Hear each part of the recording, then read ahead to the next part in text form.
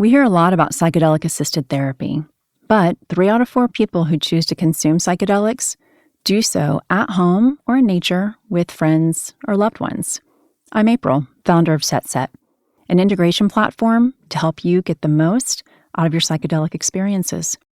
The podcast episode you're about to listen to may reference one of my previous shows, The High Guide or How to Do the Pot, because I've been a trusted source in cannabis and psychedelics since 2015. I invite you to visit getsetset.com and sign up for our newsletter to receive your free guide on set and setting to make the most of your next psychedelic journey. This podcast discusses cannabis and is intended for audiences 21 and over. I would say I could, tell you stories about all of my mushroom trips. So the first time I did mushrooms was in college with my best friend. And then the second time was also with that same best friend. And that was a magical journey through a park in Amsterdam. My last full macro dose mushroom trip, towards the end of the day, I got a really bad migraine. The experience was beautiful, but the hangover was horrible. And unfortunately, I had that same experience this time, and which is a bummer. Bummer indeed. What to do when a psychedelic experience takes you down a road you most definitely do not want to explore, especially while under the influence of potent plants. Much like IRL, you choose. Either it consumes the joy that's possible, or you navigate it as best as possible and hope for a better outcome next time, or at least to be better prepared next time. Psychedelic therapy is both a safe way to get high and a direct way to address the not-so-high times in our lives. In a world of smiling, happy people on screens, we can forget that it's okay to not be okay. C'est la vie, right? So how do we use what comes up in a journey, including the physical discomfort caused by the plant medicine itself, to prepare us for life's eventual come down? Our sister tripper in this week's episode is Alexa Jesse, who, for those listeners following the High Guide on Instagram, may recognize from the very clever cannabis product review reels she creates for our feed. If you've yet to follow us on IG, please check out how funny we can be at thehigh.guide. We asked Alexa to shift her thoughtful awareness away from cannabis and spend her New Year's Eve under the influence of plant medicine, in an effort, dear listeners, to help us all learn a little about making the most of the come down. You know, that time in your trip when the tricks your mind plays on your eyes and ears become further and further apart, when the air around you becomes more still and less of everything. How do you spend that time? Do you reach for weed to keep the magic alive a bit longer? Do you fire up a cigarette just for old time's sake? Do you start warming up soup to fill your belly before drifting off to sleep? Or do you simply snuggle until the sometimes melancholy thoughts that creep back in fade into dreams? Last week's episode featured music created specifically for this twilight period in a psychedelic journey. This audio was composed by Tim Held, electronic music maker and podcast host of Podular Modcast. Before we hear more from Alexa about her New Year's Eve come down, let's meet our High Guide in today's episode.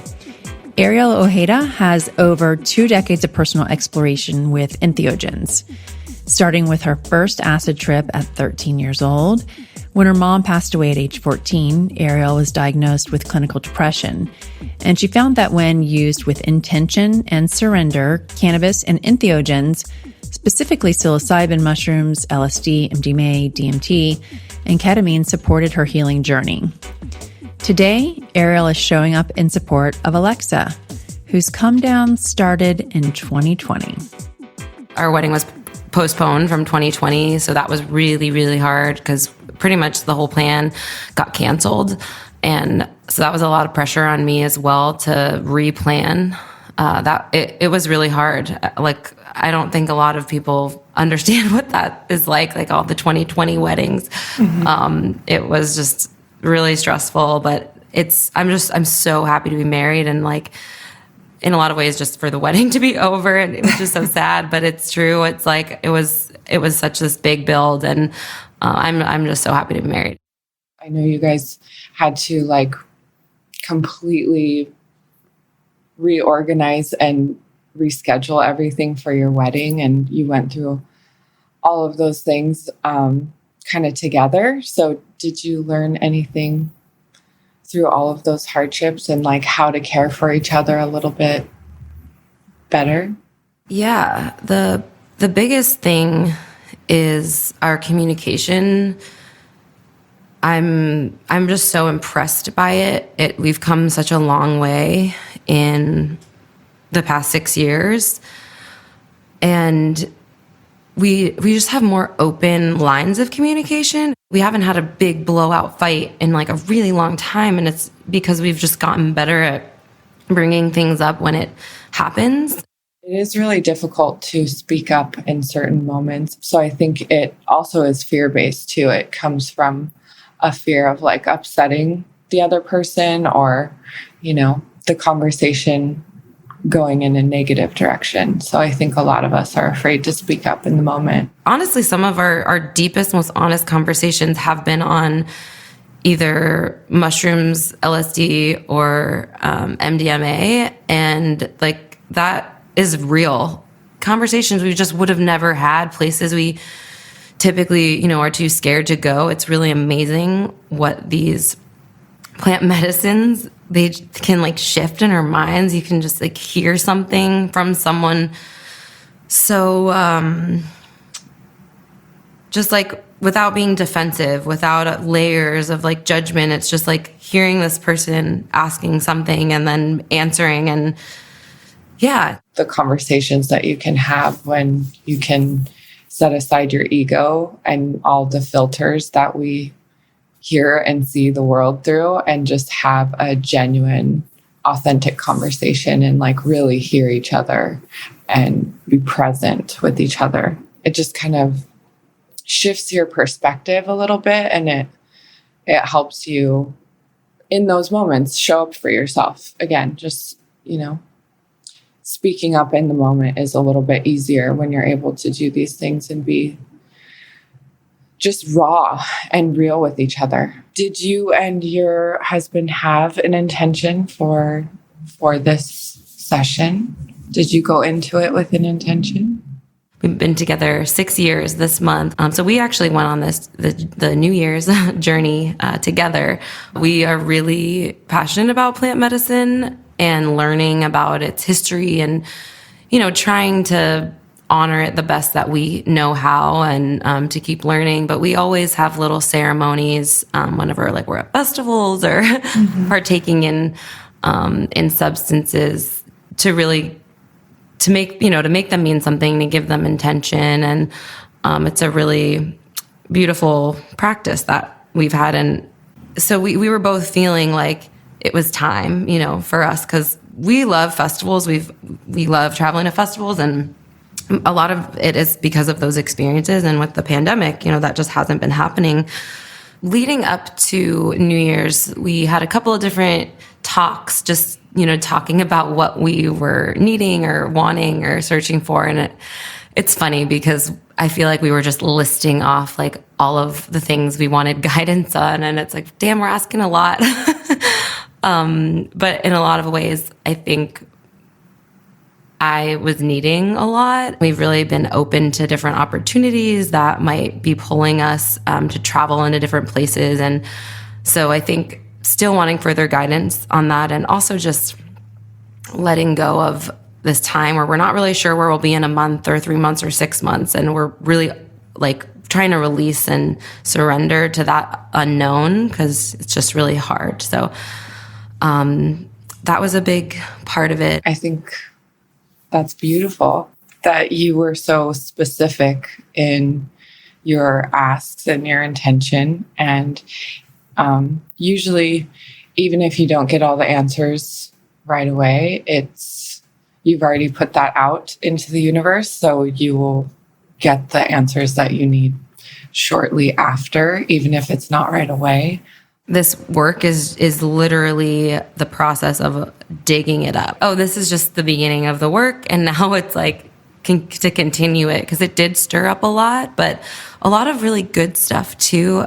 I mean, I felt immense gratitude all night for just our cute little apartment and all my plants and just like this phase in our life. For everything, really, just all the experiences that got me here. And that I still feel that, like that overwhelming like love and gratitude is definitely something I want to feel. I want to never not feel. I think like the best part for me about this trip was just reminding me that like I don't need to necessarily consume mushrooms to access this place, but I want to use them as a tool to see what I am capable of, what my mind is capable of. These sessions can stir up a lot of things, but it doesn't necessarily mean that all of those things are going to be processed in that moment or, even in the near future. It sometimes takes many sessions and many different experiences for you to, like you said, dig those things up and really like sort through them and process each one. As Ariel asserts, not everything that comes up in a trip is processed in real time. That's why the integration segment of your psychedelic experience is critical. While, like this session here between our high guide and sister tripper did take place within 48 hours of Alexa completing her journey, integration is ongoing for days, weeks, and up to a year, sometimes beyond.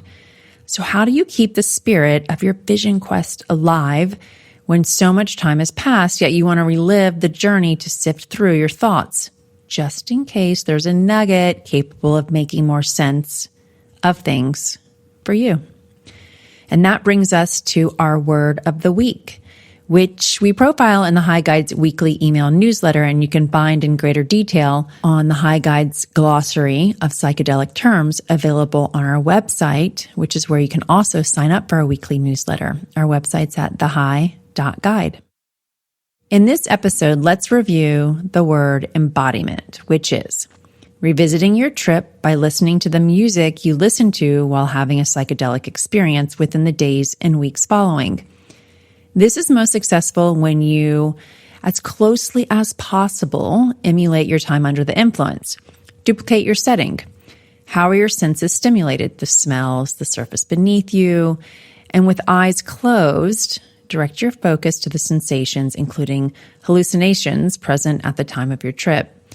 The music we share on this podcast is available for you to reconnect with how you were feeling in a very specific moment to recollect your thoughts and insights.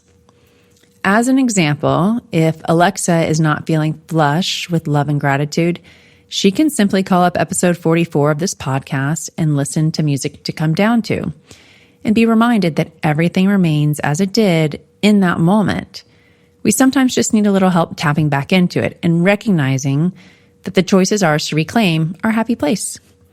As Alexa reflects from a moment in her trip, I was just so lost in my thoughts. It's this perspective shift of like this awareness of like, oh, I'm not present right now. I'm in my head. And then the shift back to being present. And it was just a really beautiful experience because I was able to like see these places as like in my head and out of my head so clearly. And whereas normally, we get lost in thought and we don't really even notice that it's happened. And it happens when we look at our phones, we just get lost in the scroll.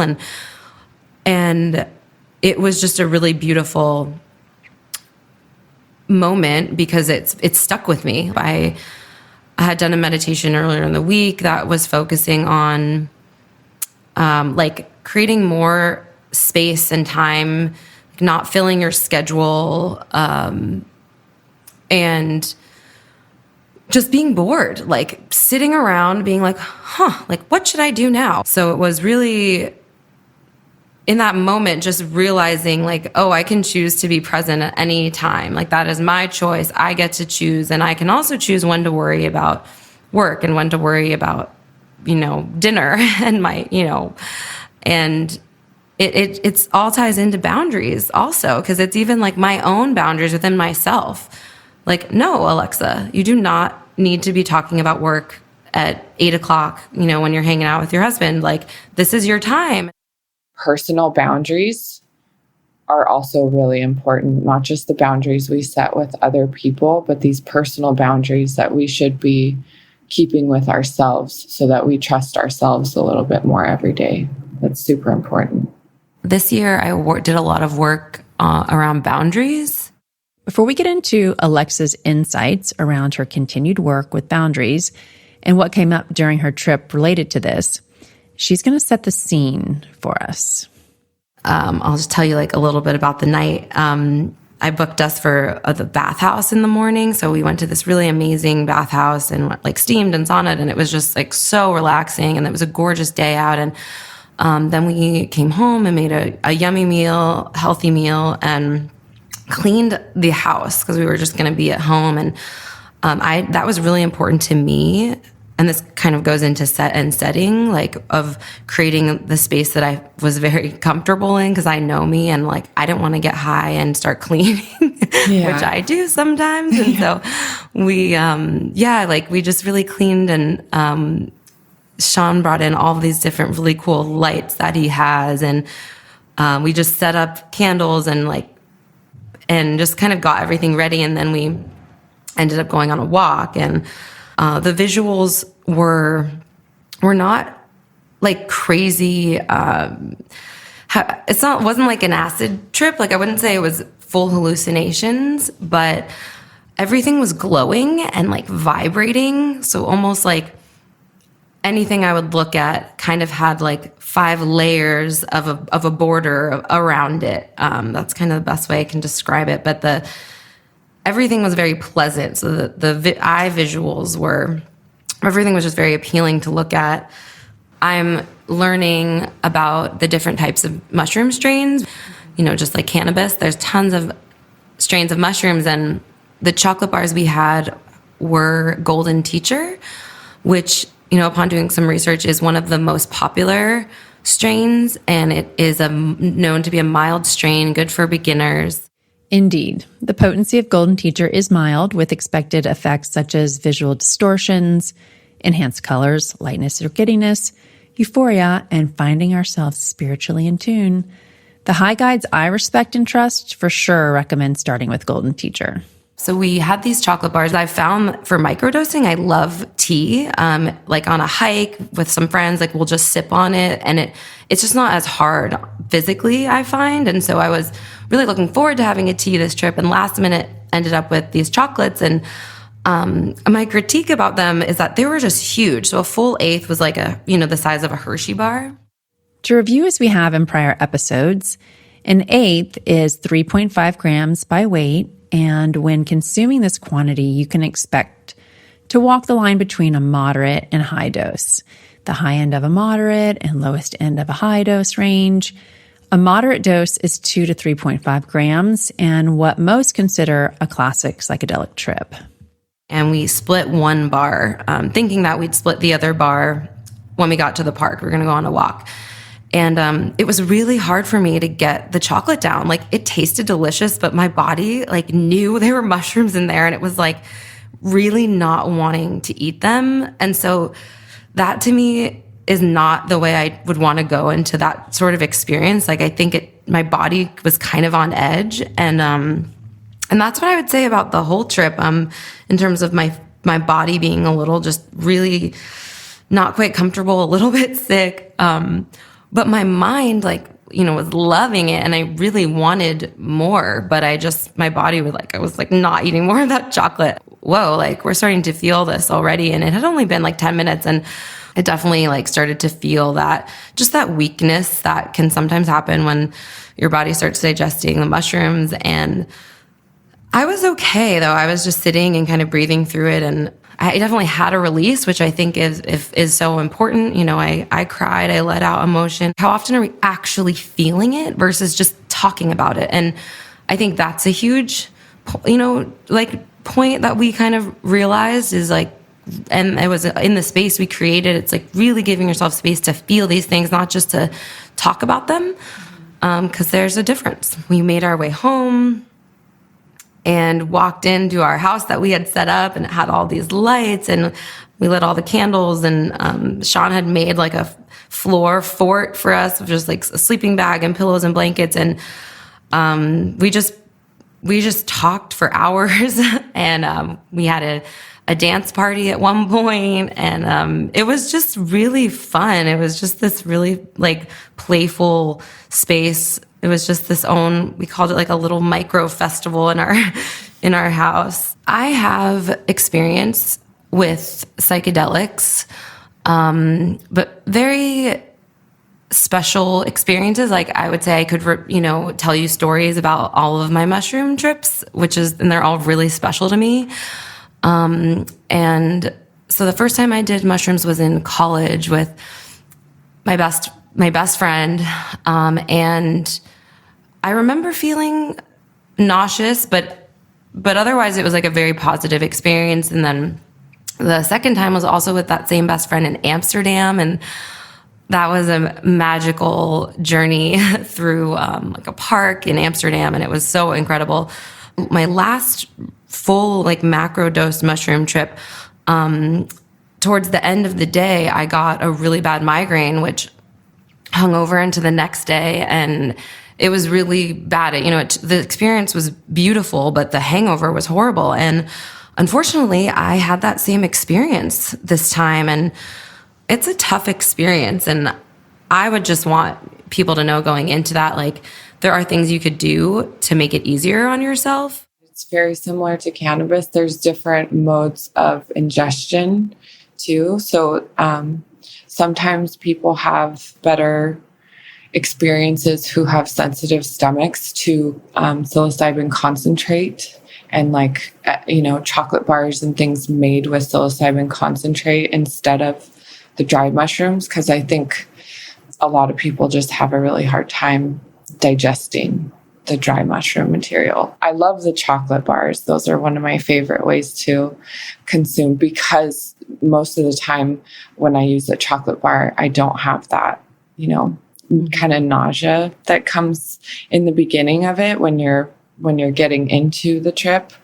I experience a lot of nausea with the dry mushrooms. Now for me to really want to explore different strains and know, do they all make me sick? Maybe not. Like maybe that's a strain that just, for whatever reason, is harder on me.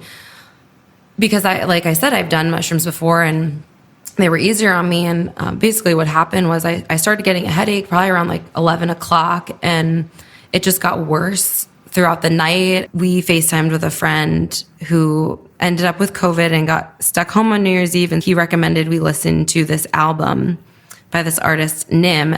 And we put on, and it was so incredible. And then when the album ended, we got into bed and put on the music to come down to. And I think what was cool is I wasn't feeling well at the time, and it was really grounding when, trying to go to sleep, like, because I had a headache. I was really able to focus on the music, and it changed a lot.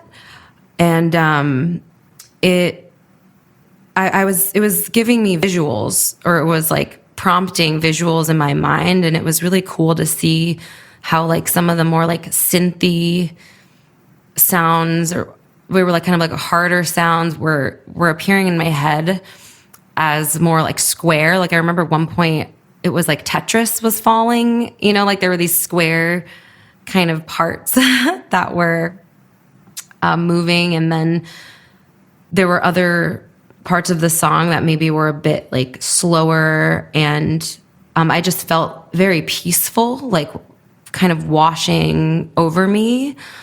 And yeah, it just kind of, I was seeing more like colors and like less erratic movement. And as the track progressed, it was kind of started out more, not aggressive, but just a little bit like faster paced, and then really softened. And it was a really cool way to end the night and fall asleep, just because I feel like I would have had trouble falling asleep otherwise. And And it actually like was just this really nice, like dream-like state that got me into sleep.